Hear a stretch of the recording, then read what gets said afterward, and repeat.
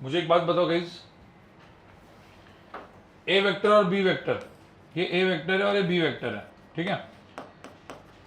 क्या लेंथ दिया था मैंने इसका 3 और इसका 4, एंगल 60। क्या पूछा था मैंने फाइंड आउट करने के लिए, ए वेक्टर प्लस बी। तो बी को, तो पहले तो रिजल्टेंट फॉर्मूला से कैसा है, under root of A square plus B square plus 2ab cos 60 आया। कितना है सेकंड, शिफ्ट। तो शिफ्ट से किया क्या आपने, या चालू है अभी लोगों का गाइस, कर रहे हो क्या?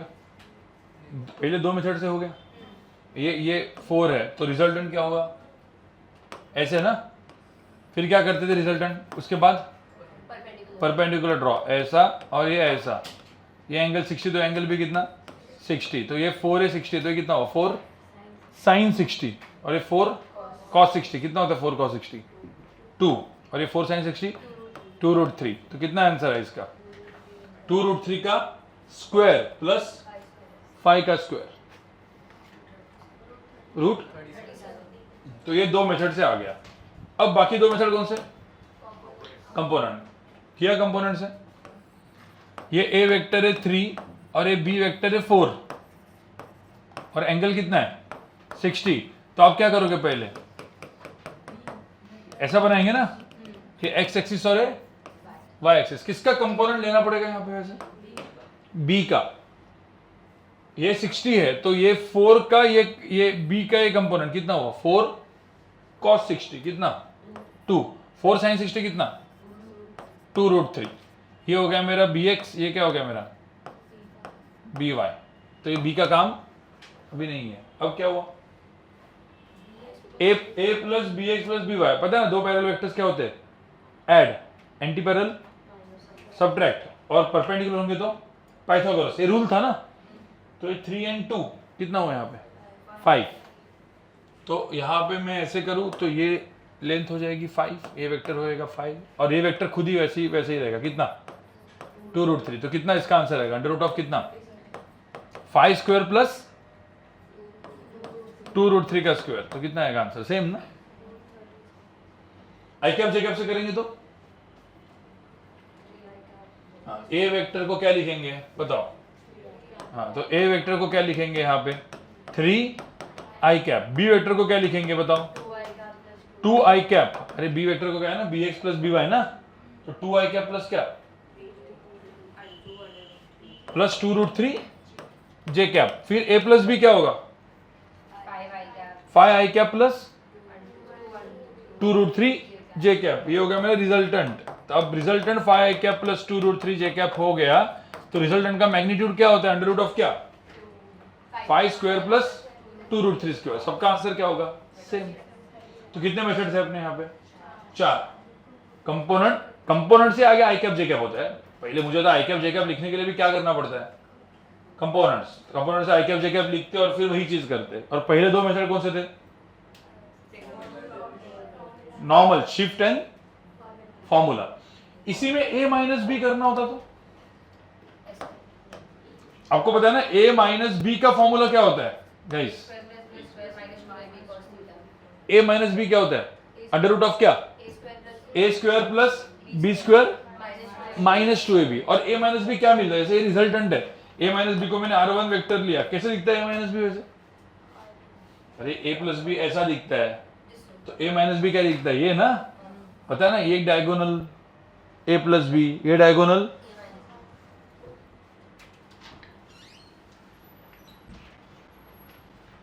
ये याद है कि नहीं है, ठीक है। और ये a माइनस बी हो गया। कोई बोलेगा सर a माइनस बी कैसे हुआ, तो याद है अपन ने बोला था टेल हेड, पहले का टेल, तो इसमें रिजल्टेंट कौन है a, तो कैसे लिखेंगे b प्लस क्या r1 इज इक्वल टू क्या a। तो r1 की वैल्यू क्या हुई a माइनस बी। इसको प्रूफ, इसका प्रूफ चाहिए होता अभी under root of A square plus. तो कैसे करते हम, डेरिवेशन से कैसे करते,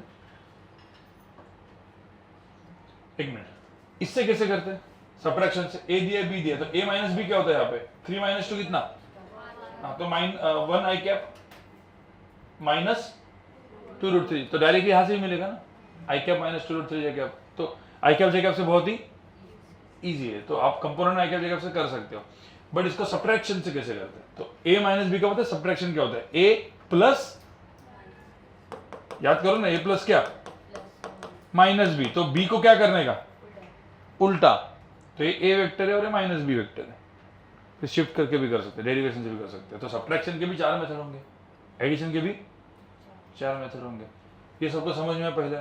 अब ये समझ में, अब ये क्वेश्चन आपको करना है सब लोग, ठीक है, मैं 2 क्वेश्चन दूंगा वापस, 4 मेथड से करना है, बट चारों मेथड 5 मिनट में होना चाहिए एग्जैक्टली, फास्ट, ठीक है, चारों मेथड, सबका आंसर आपको निकालना है, बट चारों कितने मेथड, कितने 5 मिनट, फिर मैं सेकंड क्वेश्चन दूंगा, 2 क्वेश्चन में दूंगा, एंड फिर हम लोग वर्कशीट पे जाएंगे लेवल 2 के, लेवल 2 थोड़ा सा सब्जेक्टिव लेवल 2, जो आपसे हुआ नहीं होगा, हुआ था क्या, हाँ, तो वो करेंगे, उसके 2-3 क्वेश्चन करेंगे, वो वैसे भी एडवांस ओरिएंटेड है, बट ठीक है, दिमाग आपका सही बन रहा है तो अच्छी बात है ना, ठीक है, चलो फटाफट करो। इसमें ए वेक्टर है जिसकी लेंथ है 5 और बी वेक्टर है जिसकी लेंथ है 6 और यहां पे एंगल है 120 डिग्री, इसको मुझे कितने मेथड से करना है 4, फॉर्मूला में cos 120 कितना था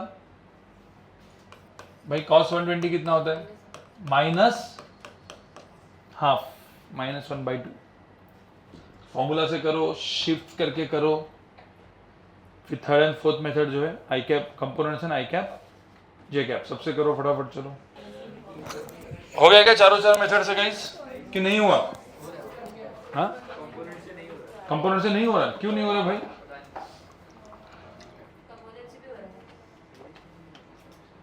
एक मिनट मुझे एक बात बताओ, चलो मैं पहले कंपोनेंट पे जाता हूं, कंपोनेंट पे क्या है पहले, ये क्या हो गया y एक्सिस, ये क्या हो गया x एक्सिस हो गया और y एक्सिस हो गया, ये 120, तो एंगल कितना है 60, अब मुझे बताओ ये 6 है, तो ये चीज क्या हो जाएगा 6 क्या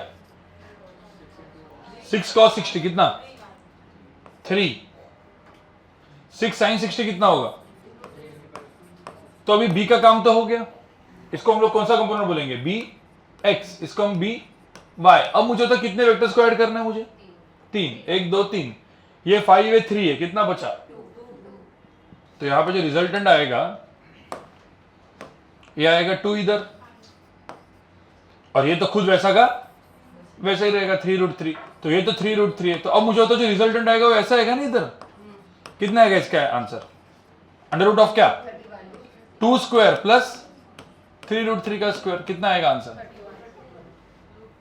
ये 9 3 27 प्लस 4 कितना √31,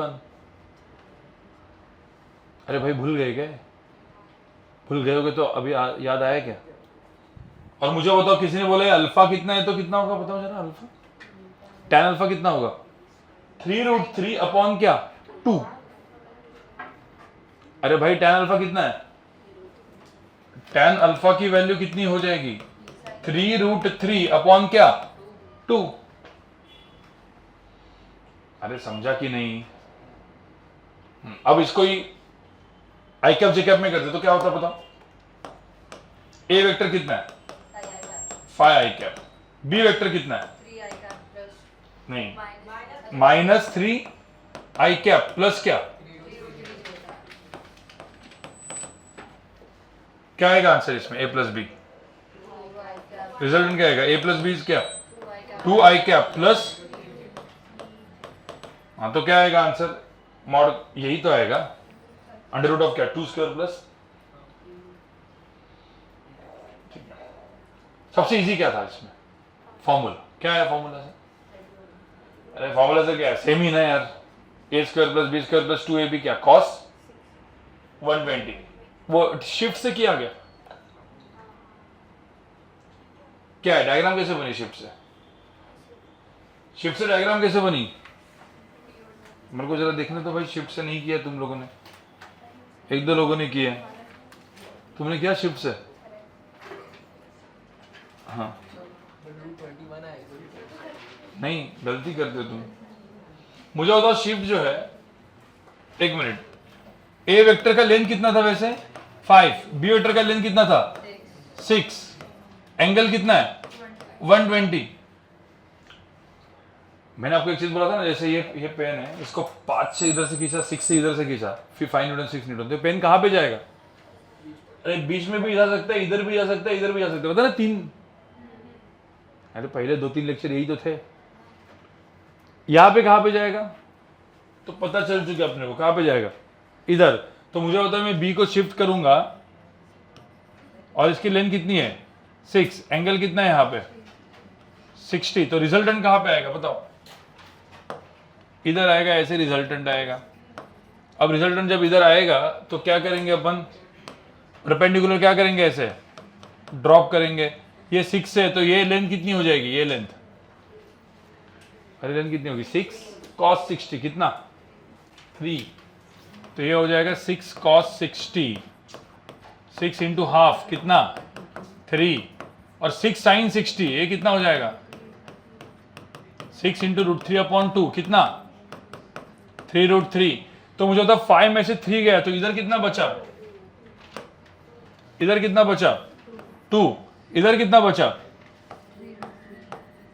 तो ये मुझे बताओ ये कितना है, अंडर रूट ऑफ कितना 2 स्क्वायर प्लस 3√3 का स्क्वायर, तो 2 स्क्वायर प्लस 3 मतलब कितना 4 प्लस कितना, भाई सेम आया ना आंसर।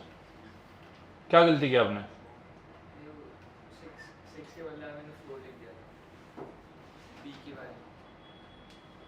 गलतियां मत करो, ये सबको समझ में है। पर एक बार मुझे बताओ, सब लोग सुनो गाइस, यहां पे देखो, एक बार देखो, रिजल्टेंट ऑब्ट्यूज एंगल होता है, तो रिजल्टेंट ये देखिए ऑब्ट्यूज एंगल है, तो रिजल्टेंट इधर है या इधर है, कैसे पता चलेगा? अरे इधर देखो, कोई इधर मुझे बताओ, ये ए और बी है, रिजल्टेंट इधर है या इधर जाएगा या इधर जाएगा, कैसे पता चलता है? सबसे पहले जो ऑब्ट्यूज एंगल का क्वेश्चन होगा ना, उससे कंपोनेंट से करो पहले, नीट में थोड़ा ज्यादा दिमाग नहीं लगाना सपोज, तो सबसे पहले क्या करना है, कंपोनेंट्स, कंपोनेंट इन दोनों कंपोनेंट करेंगे, तो इसका कंपोनेंट कितना हुआ 3, इसका कंपोनेंट कितना हुआ 3√3, तो मुझे होता है ये 5 था और ये 3 था, तो इधर दोनों का सब्ट्रैक्ट करेंगे तो कहां पे बचने वाला है, ये इधर बचेगा, तो रिजल्टेंट कहां पे आएगा फिर, अभी इस तरफ। सपोज ये 5 होता और ये 8 होता, तो ये इधर बचता, फिर ये और ये का रिजल्टेंट कहां पे आता, इधर ना, और ये और ये कैंसर होता तो सीधा परपेंडिकुलर जैसे आता। अरे पता है कि नहीं? चलो एक क्वेश्चन देता हूं क्विकली, मुझे बताओ, मुझे इसको क्या करो, कंपोनेंट्स, और वही कंपोनेंट्स के बाद आई कैप जे कैप तो एकदम वही है, और फिर बताओ कि रिजल्टेंट कहां पे आएगा। ठीक है, रिजल्टेंट कहां पे आएगा ये क्वेश्चन है इसमें, ठीक है, और कितना आएगा।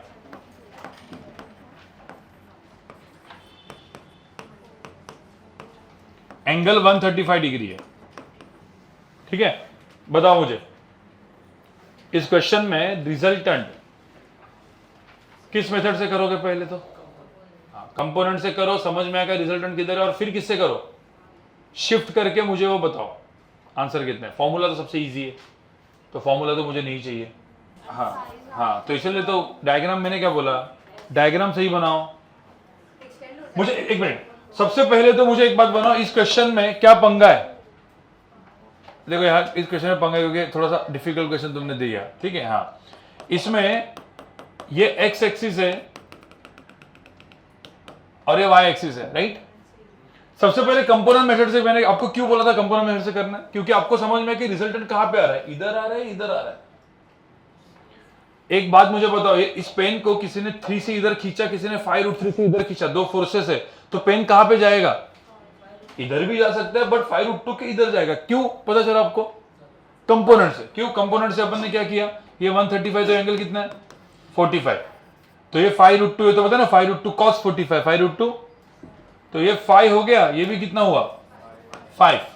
अरे ये किया था ना पहले, फिर ये इसका कुछ काम नहीं है। अब ये 5 है 3 है, तो इस किधर बचा, कितना बचा, दो एंटी पैरेलल वेक्टर सब्ट्रैक्ट होते, तो कितना बचा 2, और ये कितना बचा 5, तो कितना आंसर कितना आया तो गाइज यहाँ पे एक चीज समझ में आई भाई, रिजल्टेंट कितना है, अंडर रूट ऑफ कितना, 5 स्क्वायर प्लस 2 स्क्वायर कितना, रूट, तो रूट 29 आया क्या आंसर आपका।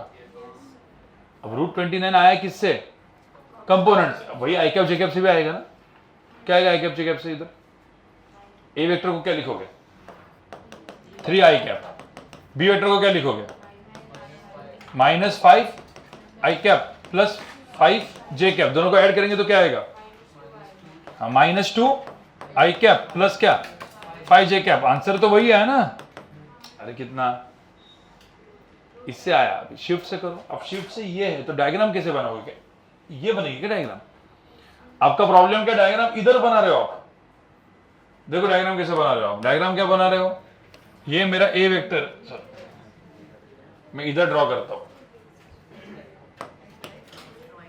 ये मेरा ए वेक्टर है, कितना लेंथ है इसका 3, इसका लेंथ 5√2, आप एक्चुअली 5√2 लेंथ निकालोगे ना तो ये बहुत अच्छी खासी लंबी लेंथ है। अब ये एंगल कितना है 135, अब इसको मैं शिफ्ट करूंगा ऐसे, तो आपको पता है जब मैं इसको शिफ्ट करूंगा ऐसे तो यहां पे 5√2, अब यहां पे जो रिजल्टेंट आया वो इस तरफ नहीं आया, किस तरफ आया, पीछे आया ऐसे। अरे यही तो इधर से दिख गया ना अपने को रिजल्टेंट, तो मैंने क्या बोला, बिना दिमाग लगे अपना, ये लेक्चर नंबर 3 में हुआ था अपना, ये तुमको समझ में नहीं, सब लेक्चर नंबर 3 में हुआ था ये, इनको तुमको तो भाई किया है तुम लोगों ने, तो पहले कंपोनेंट से समझ में आया कि रिजल्टेंट किधर आ रहा है, उस तरफ आ रहा है, तो भाई डायग्राम भी तो उस तरफ बनेगी। अब इससे जब परपेंडिकुलर ड्रॉप करता हूं, तो इधर से परपेंडिकुलर ड्रॉप करता हूं तो बाहर आएगा वो, और फिर ये ऐसे में इसको एक्सटेंड करता हूं, अब देखो यहाँ पे बड़ा ट्रायंगल, देखो सब ये बड़े ट्रायंगल में ये एंगल 135, तो एंगल कितना हुआ 45, अब बड़े ट्रायंगल में ये 5√2 है, तो ये कितना हुआ 5√2 cos 45, और ये 5√2 sin 45, अरे L sin theta L cos theta, तो 5√2 sin 45 कितना होता है, ये इंटू 1/√2 कैंसल, कितना 5, ये भी 1/√2 कैंसल, तो कितना 5, अब ये 5 हुआ, ये 3 हुआ, तो इधर कितना बचा, तो छोटे में पाइथागोरस, इसमें बड़े में ट्रिग्नोमेट्री लगी और छोटे में क्या लगा, लगता तो ट्रिग्नोमेट्रियन पाइथागोरस है, यही तो 2 लेक्चर का कंटेंट था पहले वाला।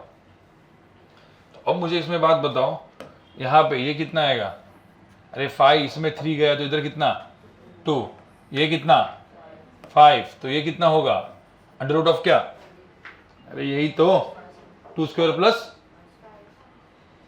तीसरा चीज क्या हो सकता था, देखो ये तो पहला, देखो इसके पहले वाला, एक मिनट, इसके पहले वाला क्या था, रिजल्टेंट कहां पे था, यहाँ पे रिजल्टेंट कहां पे था, ये 5 और 6, रिजल्टेंट कहां पे था, इस तरफ था, तो डायरेक्टली ऐसा ट्रायंगल बना पहले वाले में, इसमें रिजल्टेंट कैसे था, अब रिजल्टेंट और कैसे हो सकता है, एक और स्पेशल केस बताई थी मैंने, परपेंडिकुलर, रिजल्टेंट कहां पे, एग्जैक्टली कहां पे, कब हो सकता है वो, हाँ बट कब, जब दोनों एक जगह, क्या करेंगे,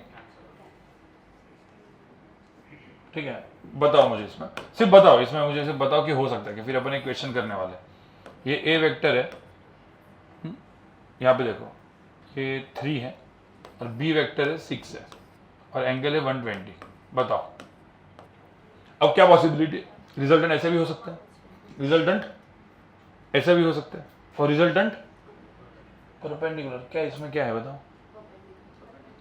परपेंडिकुलर होगा कैसे, हाँ अभी ये एक्स और वाई कंपोनेंट निकालते थे ना अपन ऐसे, मैंने आपको शॉर्टकट मेथड के लिए एक्स और वाई करते थे, ये एंगल कितना होता था 60, फिर आप देखते थे भाई ये 6 है तो ये कितनी हो जाएगी 6 cos 60, अरे एंगल के बाजू वाला क्या लिखते थे अपन, अरे ये और ये में ना, ये ऐसा ट्रायंगल था ना ऐसे, ये cos थीटा, ये इधर नहीं इधर लिखते थे अपन, तो ये 2 कंपोनेंट्स हो गए, इनको थर्ड लेक्चर में कंपोनेंट्स वगैरह बोलेंगे तुम्हारे लिए बाद में, अभी छोड़ो, अभी कंफ्यूज मत हो जाओ।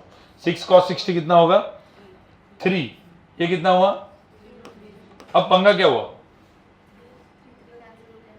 ये 3 और ये 3 कैंसिल, तो रिजल्टेंट कहां पे तो इसके मैग्नीट्यूड कितनी होगी? रिजल्ट का मैग्नीट्यूड कितना है? 3√3। अरे समझ आया कि नहीं? बी को शिफ्ट करोगे तो भी रिजल्ट ऐसे ही आएगा, समझे?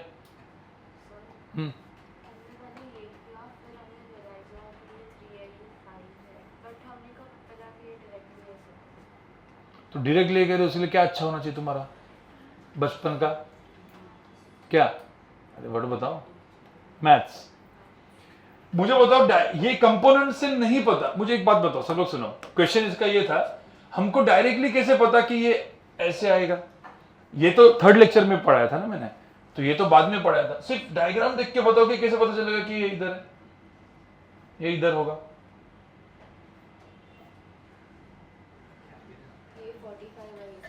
ये 45, हाँ, इसका कॉस। मुझे एक बात बताओ भाई, बचपन में जिंदगी में मैंने उस दिन भी बोला था, पता है, वो सब लोग बैठे थे, अब मैंने बोला ये 5√2 है, इसका कॉस निकालेंगे तो 5 होगा। ये लेंथ ऑलरेडी 3 है, 5 लेंथ 3 से क्या होगी? बड़ी होगी ना। इधर कब होगा? इधर जब वो क्या होगी? छोटी होगी लेंथ। लगता समझ में नहीं आता। एक मिनट दिखा, बताता हूँ तुमको। एक मिनट ओरली में बता रहा हूँ ना अभी मैं 3 डायग्राम बता रहा हूँ, आप ही मुझे बताओ कौन सा क्या होगा, सिर्फ ओरली, वो कंपोनेंट से नहीं है। अभी कंपोनेंट से तो पता चल जाता है, वो तो मैंने शॉर्टकट तरीका बताया आपको।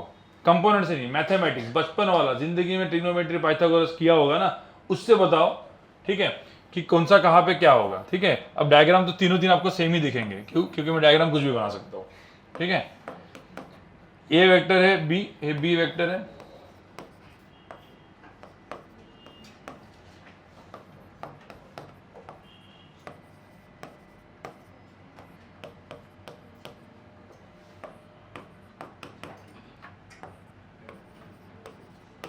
अब बताओ किसमें क्या क्या होगा? नहीं, मुझे पहले तो बताओ इसमें किसमें रिजल्टेंट ऐसा होगा, किसमें रिजल्टेंट ऐसा होगा, ऐसा क्यों? जब तुम बी को ऐसे शिफ्ट करते हो दिमाग में पहले क्या करते हो? शिफ्ट करते हो। अब तीनों 3 को शिफ्ट करोगे तो दिखेगा तो ऐसे ही, तो तीनों 3 पहले ना शिफ्ट करने का मैं आपको बताता हूं। इसको भी शिफ्ट कर दिया मैंने, ये 4, इसको भी मैंने शिफ्ट कर दिया, क्या था 2, और इसको भी मैंने शिफ्ट कर दिया, क्या था। अब तीनों 3 में मैंने ऐसे शिफ्ट कर दिया, टेल हेड रिजल्टेंट कैसे आएगा तीनों में? ये है ना, इसमें भी ऐसे, तीनों में दिखने में तुमने ऐसे ड्रॉ कर दिया पहले, दिमाग बिना लगा के। तो सबसे उसके बाद का स्टेज क्या है? ये 120 तो एंगल कितना है? 60। ये कितना है? ये कितना है? पहले तो ये करोगे, फिर क्या करोगे? परपेंडिकुलर ड्रॉप करेंगे। चलो परपेंडिकुलर ड्रॉप करते, ये परपेंडिकुलर ड्रॉप, ये भी परपेंडिकुलर ड्रॉप, ये भी परपेंडिकुलर। तो परपेंडिकुलर ड्रॉप करने के बाद सबसे पहला क्या करते हो आप? ये 6 से 60 है, तो ये लेंथ कितनी होगी? 6 cos 60। ये लेंथ 6 को वो छोड़ दो, पहले 6 cos 60 देखने का। तो 6 cos 60 इधर कितना हुआ? अरे 6 इंटू cos 60 कितना हुआ? 3। 2 cos 60 कितना हुआ? 2 इंटू cos 60 इज हाफ ना, 2 इंटू हाफ कितना? 1। और 4 इंटू cos 60, 4 इंटू 1/2 कितना? 2। कौन सी डायग्राम सही है इसमें? नहीं, कौन सी डायग्राम सही है भाई? ये लेंथ 4 है तो ये लेंथ 1 हो सकती है ना, इसमें ये लेंथ 2 है और ये लेंथ 3 है, ऐसा हो सकता है? मतलब ये लेंथ 2, ये लेंथ 2 और ये लेंथ 3, तो ये तो क्या है?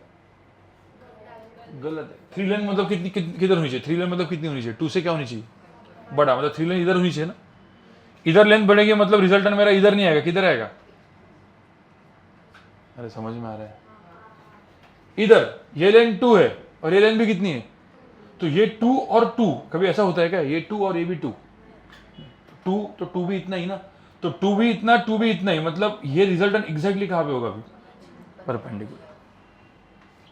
ये उधर का तरीका है, और ये सब तरीका आपको डायरेक्टली क्लिक हुआ, मतलब आपका मैथ्स बचपन का अच्छा। जो प्योरली मतलब डायरेक्टली इसको क्लिक होता है मतलब अपने जेई बैच में भी नाम पुद्दर का ही है वो, उसका नाम क्या बंदा पुद्दर का सीबीएसई का, मैं भूल गया, ऐसे श्लोक या ऐसा कुछ है, उसका एक दो लोग थे उधर से, दो तीन लोग, उसको क्लिक डायरेक्टली क्लिक, पहली बार मैंने पढ़ाया और उसको क्लिक हो गया था, पहली पढ़ा और उसको क्लिक हुआ, मतलब उस बंदे का मैथ्स अच्छा है और आपको दिखा भी होगा, वो आगे का सॉल्व कर लेता है। तो आप लोगों को भी being a NEET batch and even JEE batch, तो जेई बैच में ऐसे कौन से स्टूडेंट्स हैं जिनका आपको, क्योंकि नीट वालों को जेई का बहुत फायदा होता है फिजिक्स में, आप लोगों की दोस्ती बनानी पड़ेगी ही पड़ेगी, क्योंकि आपको धोखा देने वाला कौन है, फिजिक्स, क्योंकि फिजिक्स में होता है मैथ्स और आपका मैथ्स होता है बर्बाद, बचपन वाला, सबका नहीं, आपको मैथ्स अच्छा नहीं, मतलब बहुत सारे लोगों का मैथ्स अच्छा नहीं लगता, इसीलिए आप क्या किस में आए हो, अरे बहुत सारे लोग तो मैथ्स अच्छा नहीं लगता इसीलिए आए होंगे ना बायो में, जो लोग बायो में आए और जिनका मैथ्स अच्छा है, मैं आपको बता रहा हूं आपका नीट तो 100% अच्छा होगा, जिनका मैथ्स बहुत स्ट्रांग है और नीट में आए हैं तो भाई आपका तो हो गया। हाँ बट वो गलतियां किस पे करते हो तो बायो में, ये हमने देखा हुआ है, मतलब अपनी इवन जो सीनियर सिल्वी, तुम्हारे सीनियर जो थी सिल्वी, उसका भी सेम, वो अंश 180 आउट ऑफ 180 आया था फिजिक्स में उसको, उसके नीट में केईएम में है ना, वो 180 आउट ऑफ 180 आया था फिजिक्स में, बायोलॉजी में ऐसे मिस्टेक्स करके आया आउट ऑफ 360, मतलब जनरली बायो में आउट ऑफ 355 लेके आते लोग और फिजिक्स में डूबते, ये भाई साहब 360 में से बायोलॉजी में 300 320 बहुत मिस्टेक्स करके आया था, 40-50 मार्क उधर, अदरवाइज एम्स दिल्ली में होता, समझ में आ रहा है। तो दोनों चीजें, क्योंकि बायोलॉजी थोड़ा सा लॉजिकल है, रटना भी है उसमें और मैथ्स में थोड़ा सोचना ही है, तो बायोलॉजी में रटना मतलब फुल रटना नहीं है, बायोलॉजी में मारेंगे मुझे, ठीक है, बायोलॉजी में है दिमाग, नीट का बायोलॉजी में दिमाग कम है कंपेरेटिवली फिजिक्स से, तो इसलिए मैं आपको बता रहा हूं ये मैथ्स बनाओ, आपको कैसे करना है, जाके घर पे अभी नहीं समझ में आया ना, तीनों डायग्राम है ना, किसी को समझ में आया आप ड्रॉ करो और फिर देखो भाई इसका क्यों किया ऐसे, और फिर आप आपका ही वो बनाओ, उसको सेल्फ स्टडी बोलते हैं, जो अभी तक चालू की नहीं है आपने, क्योंकि 1-1.5 महीना हुआ था इसलिए, बट ये आपको जाके करना है, इसके ऊपर दिमाग लगाना है।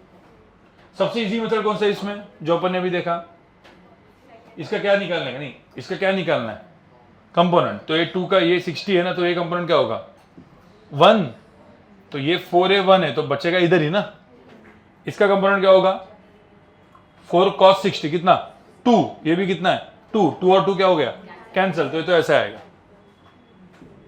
इसमें 6 का कंपोनेंट कितना है 3, तो ये 2 है और ये कितना है 3, तो इधर कितना बचा 1, तो कहां पे आएगा रिजल्टेंट इस तरफ, अरे आया कि नहीं, और मतलब हर एक क्वेश्चन किससे कर सकते हैं हम लोग, कितने मेथड से 4, और डायरेक्ट फॉर्मूला से कैसे करते हैं, a² + b² + 2ab cos 120 directly, वो तो फॉर्मूला से एकदम सिंपल है, शिफ्ट से यहाँ पे डिफिकल्ट है, ऑप्टिव्स में शिफ्ट डिफिकल्ट है, मतलब जो डेरिवेशन अपन ने किया था सेकंड लेक्चर में, components and i cap j cap भी बहुत ही इजी है, कोई दिक्कत इसमें कंफर्म नहीं। चलो अभी एक काम करते हैं, लेवल 2 गाइस ध्यान में रखना, लेवल 2 सब्जेक्टिव जनरली हम जेई एडवांस के लिए पढ़ाते हैं, लेवल 2 सब्जेक्टिव की शीट है, शीट निकालो, बट पिछले साल नीट में, इस साल का नीट भी हालत, अगले साल आपका नीट तो ऑनलाइन रहेगा, जेई की जैसे होगा, अभी ऑफलाइन का नीट खत्म हो गया, ठीक है, ये क्योंकि एक बार मिस्टेक होती है, 2 बार किया, अभी एनटीए भी भाई उनको भी तो इज्जत है ना थोड़ी, बोलेंगे हर बार पेपर लीक होता है कैसे चलेगा, ठीक है, पेपर जैसे पेपर की प्रिंट आउट निकालते हैं ना, वो लीक होना, इसलिए तो जेई और सब कुछ एग्जाम्स ऑनलाइन है, ठीक है, तो नीट का, ठीक है, मतलब नीट का मैं एकदम सिंपल चीज बता रहा हूं, पिछले साल नीट में ऐसे लीक हुआ था, 720 आउट ऑफ 720 बहुत सारे लोगों को आया था, पता है ना 50-60 लोग, इस बार भी नीट लीक हुआ, री एग्जाम रख रहे, तो इन्होंने पिछले साल, इसलिए नीट अल्टीमेट लेवल पे डिफिकल्ट बना, एक आध क्वेश्चन तो जेई एडवांस का डाल दिया था नीट में फिजिक्स में, क्योंकि किसी को भी 720 ना है, मतलब जो भी बहुत तोफ भी होगा उसको भी ना है। पिछले बार 700 प्लस ऐसे भर भर के थे, भर भर के मतलब। और पिछले साल जेई नीट बहुत ही क्या कर दिया, डिफिकल्ट, खास करके फिजिक्स कर दिया हालत खराब। तो इसीलिए भी नीट को आपको जेई मेन लेवल पे ही पढ़ना है, ठीक है। तो लेवल 2 का पहले सब क्वेश्चन नंबर जो भी अभी मैंने किया, तो पहले क्वेश्चन नंबर 4 करो और फिर क्वेश्चन नंबर 2 करो। क्वेश्चन नंबर 4 मैंने एक बार सॉल्व किया था, आज क्वेश्चन नंबर 4 करो। क्वेश्चन नंबर 4 मैंने एक बार सॉल्व किया हुआ है, बट अभी वापस करो, होमवर्क भी दिया था मैंने इसको। क्वेश्चन नंबर 4 करो और फिर क्वेश्चन नंबर 2 करो। क्वेश्चन नंबर 4 मुझे जितना भी मेथड से हो सकता है उतने मेथड से करो, एंड देन क्वेश्चन नंबर 2 करो। ओके गाइस, क्वेश्चन नंबर 4 हुआ क्या? नहीं, अभी मुझे एक बात बताओ, जो भी हमने अभी पढ़ा है ना गाइस,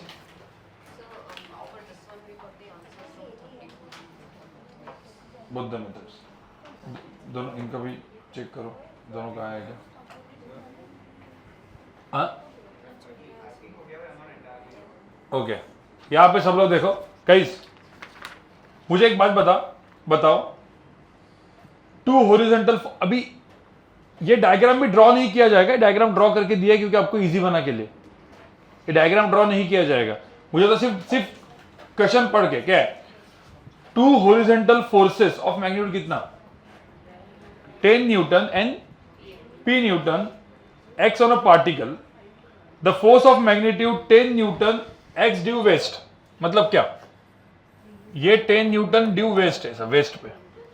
उसके बाद the force of magnitude p newton x क्या, 30 डिग्री ईस्ट ऑफ नॉर्थ।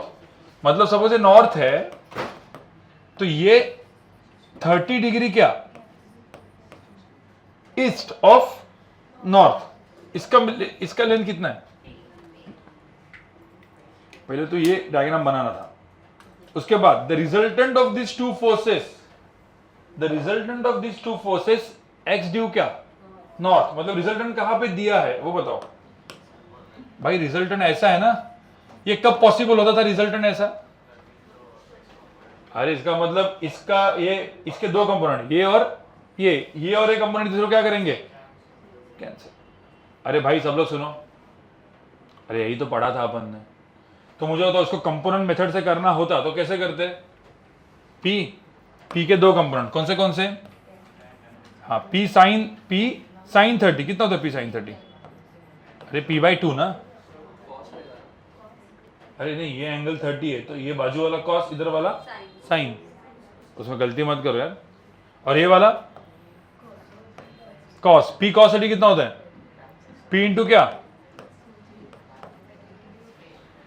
अरे समझ आया कि नहीं? अब मुझे बताओ, p का काम तो चला गया, अब ये वेक्टर का रिजल्टेंट ये है। कब होगा ये? जब ये दोनों क्या हो जाएंगे, कैंसल होंगे। मतलब क्या, इसकी वैल्यू किसके बराबर? अरे 10 इज इक्वल टू क्या, p/2। तो p की वैल्यू कितनी, 20। अब p 20 हो गया तो रिजल्टेंट कितना होगा, खुद कितना, हाँ √3 p/2।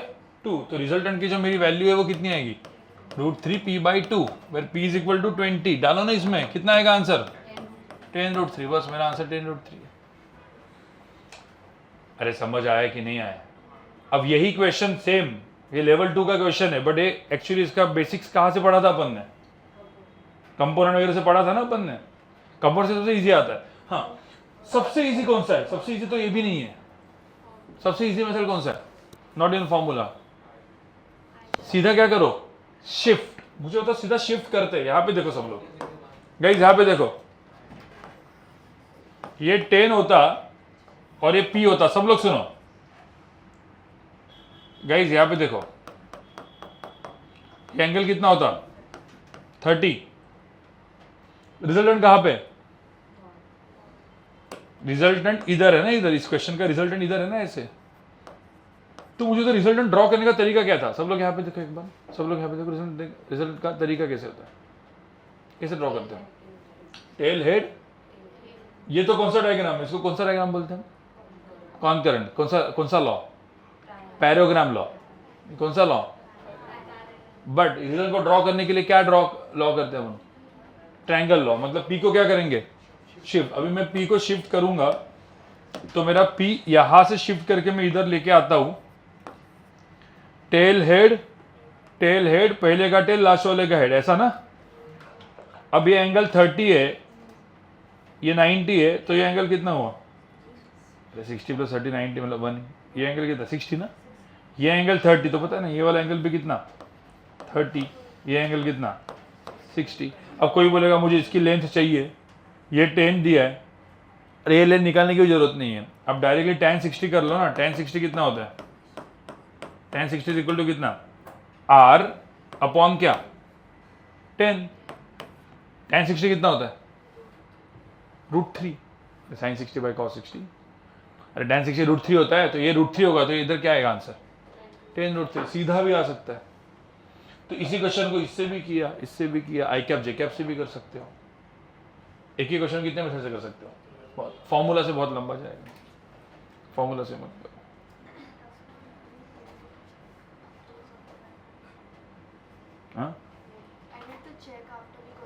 हाँ वो चेक किया उसने, फॉर्मूला से आंसर नहीं आएगा वैसे। अरे समझ में आया? Question number 4। अभी 2 करो जरा।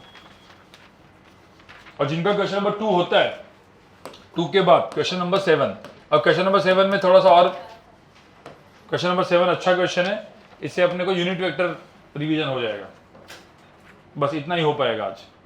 क्वेश्चन नंबर कौन सा कर रहे हो आप अभी?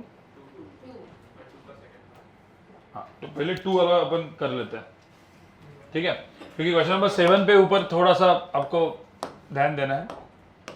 पहले क्वेश्चन नंबर 2 कर लेते हैं। मैंने डायरेक्शन कोसाइन वगैरह पढ़ा दिया था ना पिछले बार? हाँ। हो गया था ना। ओके, क्वेश्चन नंबर 2 में सबसे इजी पार्ट क्या है भाई? सारे वेक्टर को इन टर्म्स ऑफ क्या लिखो? आई कैप एंड जे कैप। करो जरा, आई कैप एंड जे कैप लिखो, क्या क्या होगा बताओ जरा। ये मेरा ए वेक्टर है जो 3 है, ये मेरा बी वेक्टर है, ये कितना है? 4 है। एंगल कितना है यहाँ पे? 30। मेरा ये सी वेक्टर है जो परपेंडिकुलर है, कितना है यहाँ पे? 10 है। चलो अभी बताओ मुझे यहाँ पे क्या होगा? ऐसा है ना ये? हाँ, ए वेक्टर कितना है गाइस? ए वेक्टर कितना है? 3 आई कैप। बी वेक्टर कितना है? बी वेक्टर, अरे भाई 4 cos 30, 4 sin 30 बचपन में भाई। हाँ, 2√3 i cap plus 2 j cap. And c vector कितना है? अरे ये 30 है तो ये 60 है ना, तो 10 cos 60, 10 sin 60, तो कितना? -5, नहीं -5 आई कैप प्लस क्या?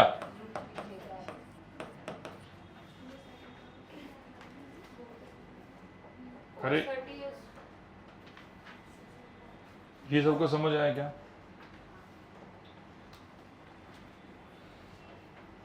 अरे 10 cos 60 is half ना, एंड 10 sin 60 ये आया समझ में गई सबको? इसके बाद क्या करोगे?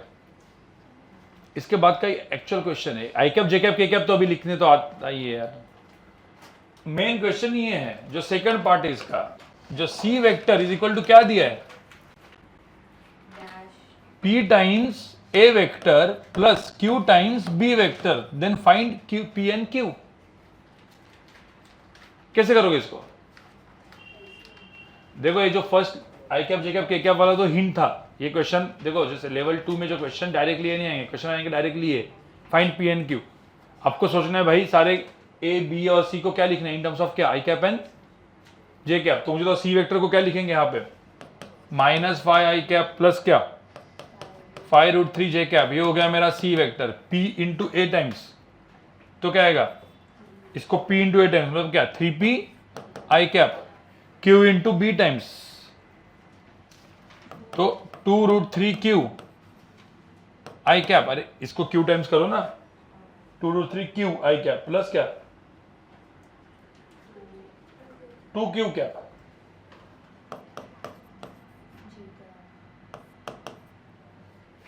अब क्या करोगे, आई कैप ये कॉमन निकलेगा तो क्या आएगा answer 3p plus 2√3q into क्या i cap plus 2q j cap is equal to क्या है -5 कैप प्लस 5√3। ये कब हो सकता है गाइस, ये दोनों चीजें टर्म्स इक्वल हो, मतलब क्या ये टर्म इसके बराबर हो, बराबर, और ये 2q टर्म्स किसके बराबर हो 5√3। तो 2q इज इक्वल टू 5√3 करोगे तो किसकी वैल्यू निकलेगी, q की। q कितना निकला 5√3/2, और यही 5√3/2 क्या करोगे 3p प्लस क्या 2√3q को क्या लिखेंगे अपन -5। तो इक्वेशन नंबर 1 इक्वेशन नंबर 2 बस इसे सॉल्व करके दोनों के p एंड q की वैल्यू निकलेगी गाइस। इसलिए लेवल 2 का क्वेश्चन था। इसमें स्टेप वाइज क्या था, पहले सबको आई कैप जे कैप में लिखने का और फिर इसमें पुट करने का और साइमल्टेनियस इक्वेशन मतलब फाइंड आउट करने का। ये आपको सॉल्यूशन आ गया, एक बार देख लो बाद में कर लेना, ठीक है। मेन क्वेश्चन है कौन सा, क्वेश्चन नंबर 7। क्वेश्चन नंबर 7 से मुझे तो कुछ चीजें रिवाइज भी करनी है। ये 1 2 3 4 4 लेक्चर रिवाइज कर रहा हूं मैं।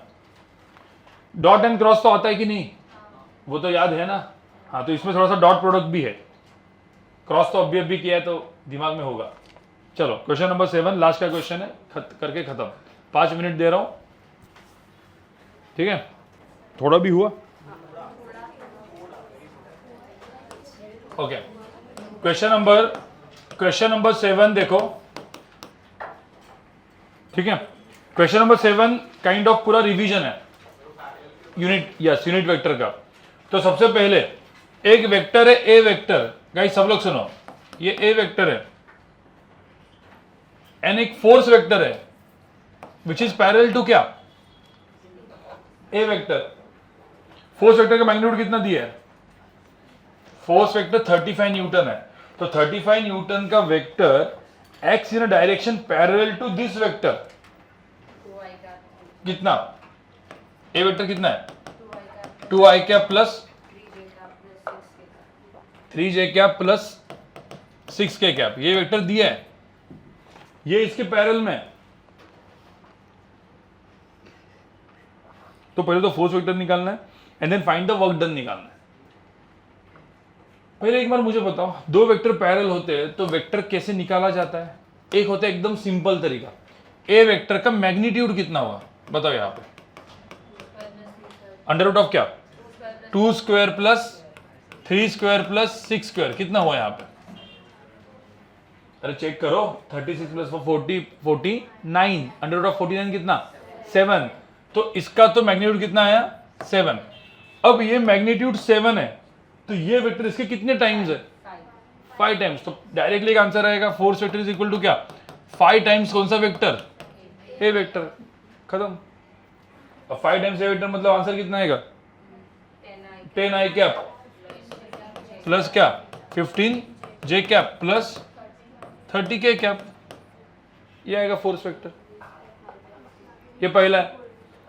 डिस्प्लेसमेंट क्या है देखो सेकंड इसमें, इट इज बॉडी 1, 0,3 to 3,4,1 मतलब डिस्प्लेसमेंट कैसे होगा, अरे R2 माइनस R1 ना, मतलब क्या 2i plus 4j minus 2k। तो डिस्प्लेसमेंट लिख दो, क्या कितना था 2i plus 4j minus 2k। अब f डॉट s करोगे तो क्या मिलेगा, अरे वर्क डन ना। पावर क्या होता है वैसे f डॉट v, अरे पता है ना f डॉट v पावर होता है, f डॉट s वर्क होता है। तो f डॉट s करोगे तो 10 into 2 कितना 20, ये कितना 60 और ये माइनस 60, तो आंसर कितना है 20। अरे समझ आया। इसका और एक तरीका मैंने बोला था, कभी भी ये फोर्स वेक्टर निकालना है तो इस डायरेक्शन में एक यूनिट वेक्टर पता होना चाहिए। यूनिट वेक्टर क्या होता है ए कैप, इसका लेंथ कितना है 1। अब ए कैप पता है तो how to find F vector, ये लंबा मेथड है 35 टाइम्स क्या ए कैप, अरे पता है ना 35 times A cap, but how to find A cap A vector divide by क्या, मॉड ए। अब मॉड ए था कितना, 7। तो यहाँ पे ए वेक्टर डिवाइड बाय क्या था, वो 7। अब इसमें ए कैप के जगह 35 into a vector divide by 7 डालोगे तो ये आएगा तो वही ना, 5 a vector. Where a vector is this. अरे समझ आया, यूनिट वेक्टर से भी आता है क्वेश्चन, और वही क्वेश्चन डायरेक्टली क्या आता है, ये पैरेलल होगा तो इसको क्या होगा, मल्टीपल टाइम्स होगा। दिख रहा है ना, 7 है तो 5 टाइम्स है, सीधा कर दो ना। उल्टा होता तो क्या करते बताओ, माइनस। तो लेवल 2 में क्वेश्चंस क्या होते हैं, डायरेक्टली नहीं होते। आप क्या करोगे, देखो नीट, एकदम नीट में नॉर्मल लेवल पे क्वेश्चन कैसे आएंगे, एफ दिया, एस दिया, एफ डॉट एस वर्क आ गया। इसमें क्या था, एफ निकालना पड़ेगा, एस निकालना पड़ेगा, उसका एफ डॉट एस करना है, तो स्टेप बढ़ गई ना। ये नीट का डिफिकल्ट वो 4-5 क्वेश्चन जो बनेंगे, जो आपको टॉपर बनाएंगे, जो एम्स में लेके जाएंगे आपको। एम्स में लेके जाने के लिए आपके जो क्वेश्चन आएंगे वो डायरेक्ट तो नहीं आएंगे, नहीं तो हर कोई कर देगा। 25 लाख लोग नीट देते हो, 25 लाख लोग का थोड़ी आना चाहिए, उनको पता है वो 25 लाख में से सिर्फ 100 लोग का आना चाहिए। वो क्वेश्चन बना ही जाएगा कि वो सिर्फ 100 लोग कर पाएंगे, 25 लाख में 100 लोग, तो ही तो एम्स दिल्ली जाएगा। फिर कुछ क्वेश्चन ऐसे होंगे कि जो आपके केईएम जेजे नायर वाले होंगे, कि केईएम बॉम्बे के टॉप कॉलेज में जाना है एमबीबीएस, तो क्वेश्चन उनसे ही होगा, वो 1000 लोग होंगे ऐसे। और फिर एक 9 से 10,000 लोग जो एक्चुअल नीट का वो होता है रैंक लिस्ट, जिसमें आपको एमबीबीएस मिलता है, वो आउट ऑफ 180 फिजिक्स में जनरली आप एक 10 से 12 क्वेश्चन ऐसे होते हैं कि जो थोड़े से डिफिकल्ट होते हैं, मतलब जेई लेवल के होते हैं, और बाकी 30 क्वेश्चन नीट लेवल के होते हैं, जो हर कोई कर लेता है, हर कोई नहीं कर लेता अभी भी। ठीक है, आपको होता है ना, आउट ऑफ 720 वैसे भी 100, 120, 150 मार्क्स बहुत सारे लोगों को आता है। बहुत कम लोग हैं कि जिनको 400 प्लस आता है। एमबीबीएस नहीं तो बीडीएस, बीएचएमएस भी तो मिलना चाहिए ना, सब मिलना चाहिए राइट। चलो एनीवेज ठीक है, स्केलर वेक्टर की टेस्ट होगी अपनी अगले इसमें। ठीक है, आप लोगों को कुछ होगा क्या?